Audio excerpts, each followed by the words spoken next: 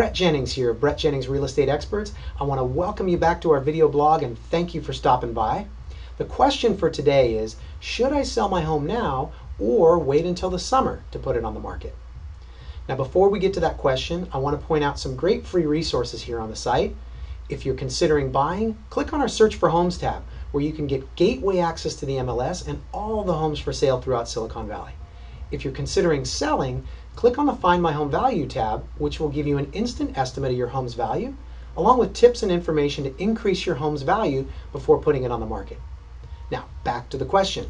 Should I put my home on the market now or wait until the summer? Now, I've got three important things for you to consider if you're debating whether to sell now or in the summer. Number one, inventory.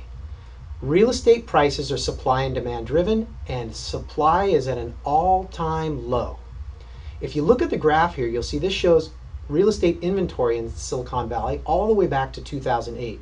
We're approaching historic lows. And to give you an idea, we have less than 1,000 homes and condos for sale in Silicon Valley.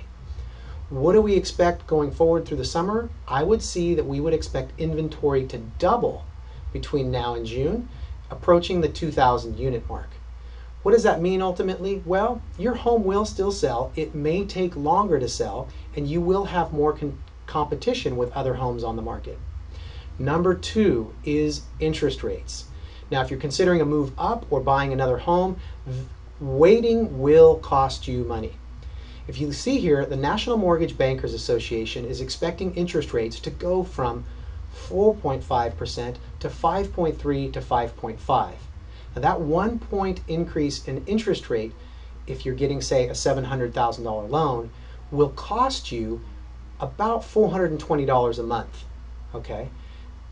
Now that might not seem like a lot of money, but over time, if you keep that 30-year loan, it could cost you an additional $180,000 over the life of the loan, as opposed to getting a loan, making that purchase or that move up sooner in the year where you can take advantage of today's lower interest rates.